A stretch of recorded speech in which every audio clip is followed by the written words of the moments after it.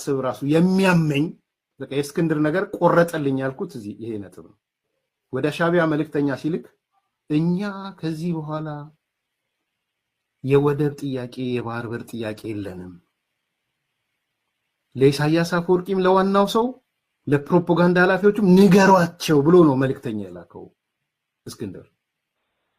ሄሎ አለቃ ሰላም ነው? አለን አማን ነው። ተገናኛችሁ? ትናንትና በደንብ እንዳላወራ እነሱ መሀል ሆኜ ነው እዛ ወዲያ።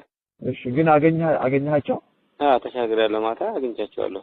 እኛ የባህር በር ጥያቄ የለንም። ይሄንን በደንብ አስምርላችሁ። እኛ ነገር የለም። በቃ አንድ ጊዜ ሄዳለ፣ አንድ ጊዜ አተነዋል።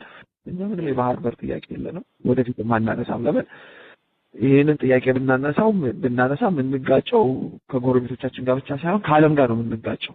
ከዓለም ጠርዝ የነካ ያለፈው ጊዜ እሱም ብሏል፣ ኢሳያስም ብሏል።